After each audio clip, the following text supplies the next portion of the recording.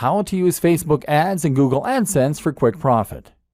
Whatever the kind of product you are selling and whoever you are selling it to, you are now going to want to drive as many visitors to your sales page as possible. One way you can do this is by posting messages in forums and in social media groups, as we've seen. Another way is by leveraging your existing contacts. These are two basic aspects of internet marketing. However, they are both also limited. After a short amount of time, you exhaust your contacts, and you have to be very careful posting in forums and groups in case you get banned. Tip: make sure you are also providing value and taking part in the community. That way people will be more forgiving if you also promote your own things on occasion. If you want to make a bigger splash and get involved in internet marketing properly, then you might consider using social media marketing, or SEO. We'll talk about both of these things in future videos, but suffice to say that both aspects take a certain amount of time and knowledge.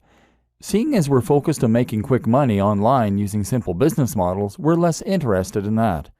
But perhaps the most powerful, fast way to make money from any of these business models is to promote your pages via AdSense or Facebook ads. An introduction to Facebook ads and how to do it right. Let's start with Facebook ads. As mentioned, Facebook ads are a form of PPC marketing, meaning you only pay when someone clicks on one of your ads. As you might have guessed, Facebook ads will appear on Facebook, thereby giving you the opportunity to advertise to anyone who uses the social media platform. You get to decide what the most you're willing to pay for an ad click by setting what is called the maximum bid. Each time two ads are suitable for a single position, they will enter into an automated bidding war, and if your maximum bid is highest, your ad will show. The more you pay, the more often your ad will show.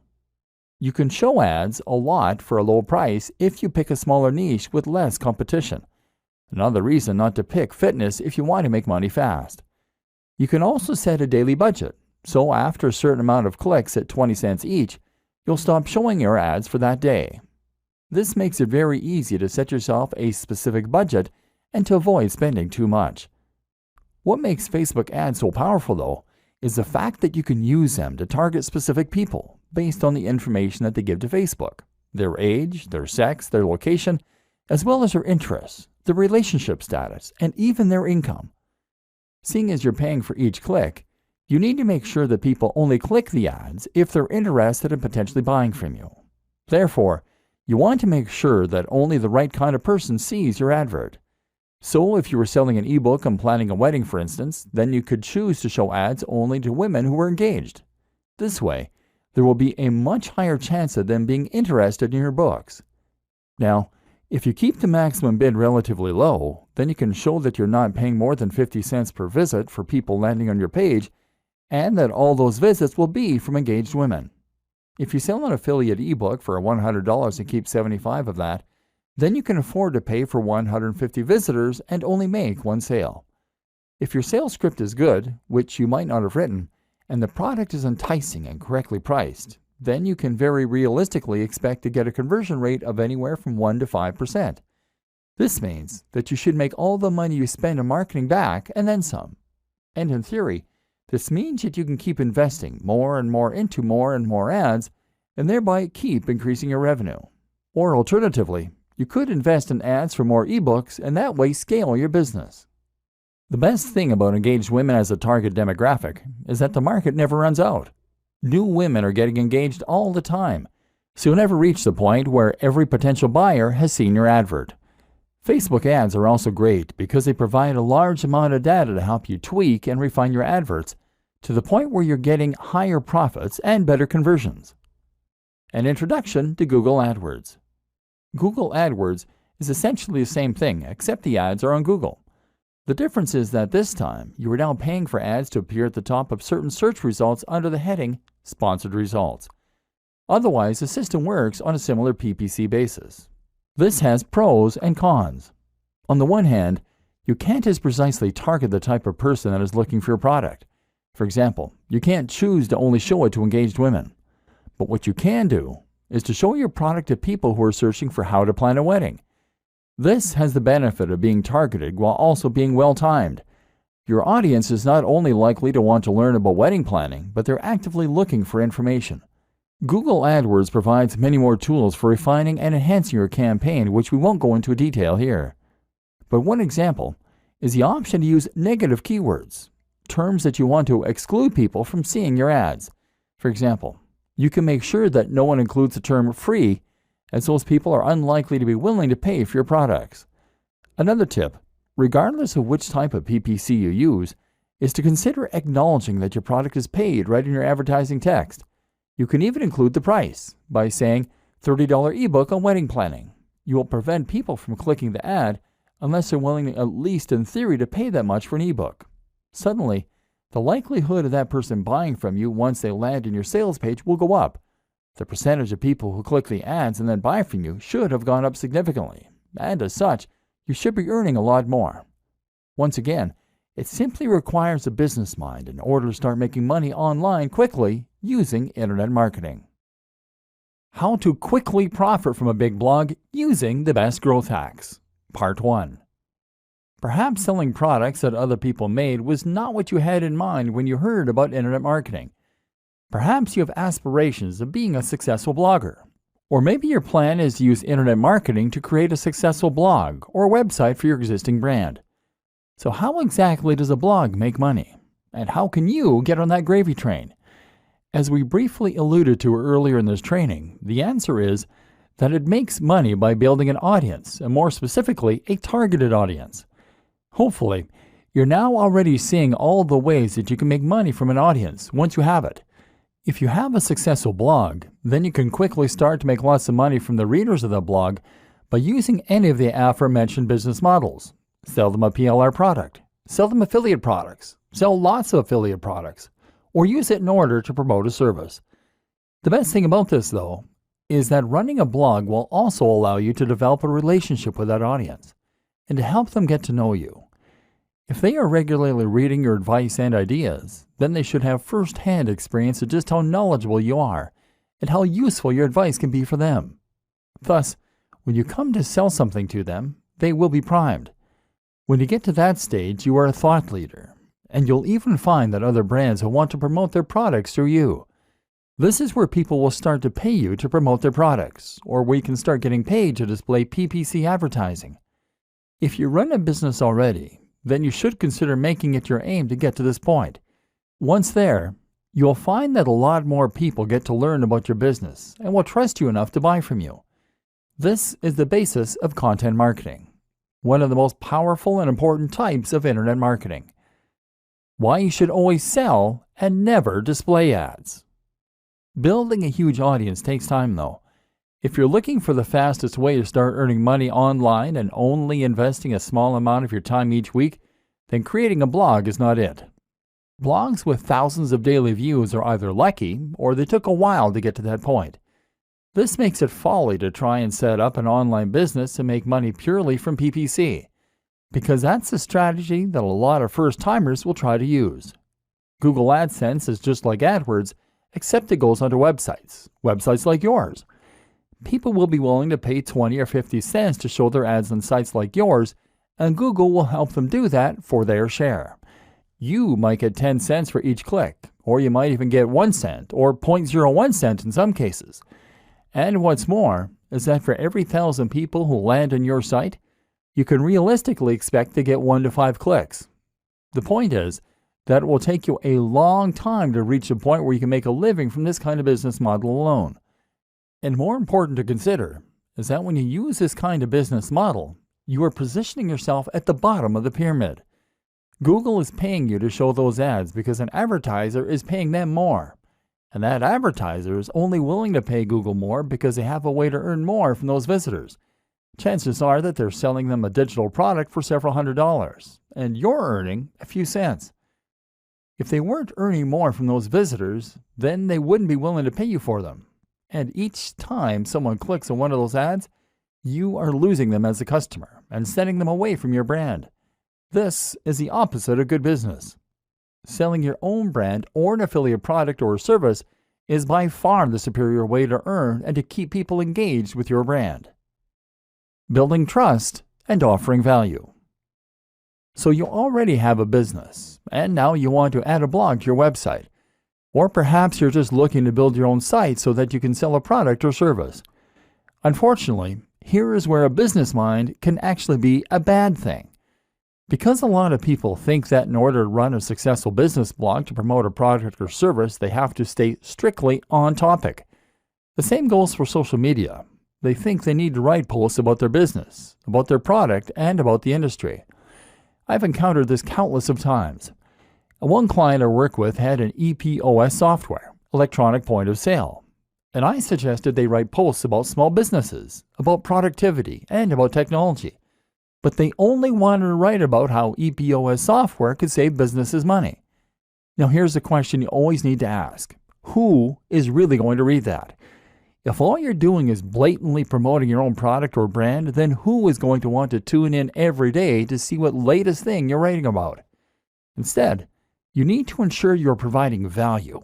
You need to give some useful or entertaining information away for free so that people have a reason to keep coming back. Only by doing this can you create an interested audience that you will then be able to sell to. So the best way to be successful with a blog is to write about things that your audience will be interested in. Be consistent and be passionate, and only plug your products and services when the time is right. This will help you to get shares, to find people subscribing to your blog, and more. How to quickly profit from a big blog using the best growth hacks. Part 2. Growth hacks for quickly growing your audience.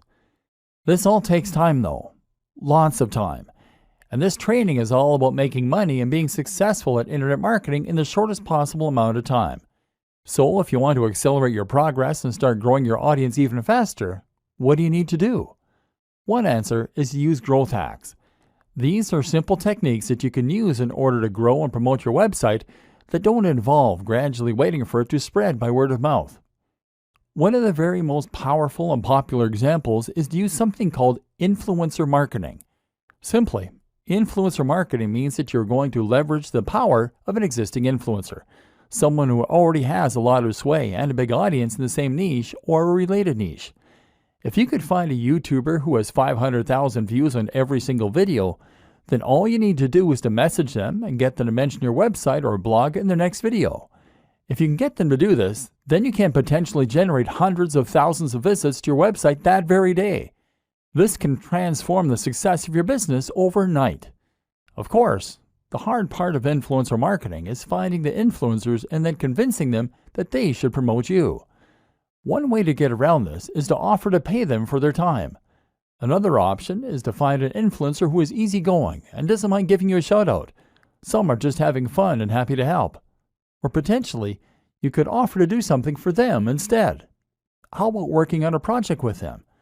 If you have a skill set that you can offer, then you can somehow help to boost their success, and at the same time, they'll be likely to give you a shout out. For example, if you know how to make apps, then get in touch and offer to build them their very own app. In all likelihood, they'll be excited and complimented. And as such, they'll promote the app, which you can then split the revenue for 50-50. If you struggle to get an influencer to listen, then one great strategy is simply to hire them for something. If you can find an influencer who offers any kind of consultation or who sells a product, then order that from them, and they will be obligated to respond to you. Yet another great option is to meet them in person. Once you've actually made contact in one of these ways, then you'll likely find that they're much more inclined to listen and to help you out. It's all about building genuine relationships and connections. Another good option for a growth hack is just to find that perfect route to market. And often if you can create the perfect blog post and promote it in the perfect location, then you'll find that you can get a huge influx of traffic from just a single link. The key is to make your post interesting and unique enough that anyone in a certain subreddit or forum will be sure to want to read it. If you can do this well, then you can generate thousands of clicks, and several of those might be interested to subscribe to your feed or maybe even to order a product there and then. Your super fast guide to SEO. This would not be a training on internet marketing though if we didn't at least touch on SEO. SEO is search engine optimization, which for all intents and purposes really means Google optimization. The idea behind this is that you're making changes to your website and creating links to your website, and in this way, You're going to make your site more likely to show up in the search results when someone looks for something related on Google. Unfortunately, this is not a particularly quick tool when it comes to marketing your site. SEO takes a lot of time, and there is never any guarantee that it is going to be effective. You can put a lot of effort in and still find that it doesn't work. But if you create a systemized approach for your SEO, then you can find ways to speed up the process. For example, by making a new post once a week or even by outsourcing the process. Essentially, Google works by looking for content that matches the search terms that people are looking for. When someone searches for a specific phrase, Google looks for the content in its index and then shows them the sites with the most relevant content. In order to add new sites to that index, Google uses spiders, programs that crawl the web by following links. Google also looks at each link as a testimonial, and the better the site that links to you, the more weight that testimony has. Your aim, then, is to fill your site with high-quality content that Google will see as being relevant, and it is to get the most important and biggest sites to link to you. Once again, this often means working with influencers. Don't try to trick Google. Don't try to spam Google. Don't try to keyword stuff, repeating the search phrase in your content over and over again. And don't pay people to share your links. Google is smart enough to catch you, and you will be penalized. Instead, focus on making your site into the kind of high-quality site that the key influencers will be happy to associate with. Does your brand look as good as the top competition on the web? If not, then you need to work on that. But what you do need to understand is that from Google's perspective, getting one of the right links can completely change the game and is worth countless low-quality links. To get those right links, you need to understand who it is that Google trusts. The answer? Google trusts sites that are authorities. That means .gov domains and .edu. It means older sites that have been around for a long time and sites with recognized brands. If your site gets a link from a site like that, then you will get a much bigger boost in much less time. But what's more is that if you get a link from a site that has a link like that, then you'll still get a very big boost. Consider this a little like degrees of separation. Another tip is to look for sites that Google features in its news section. If Google puts a site there, then that's a very good sign that it trusts that brand. Focus your time on building these links and delivering quality, and your SEO will be twice as effective in half the time. Productivity tips to help you do more work in less time. All of these tips and strategies will hopefully show you that you can be highly effective as an internet marketer in a fraction of the time that it would take to handle similar marketing offline. The web is a powerful equalizer and a great force multiplier.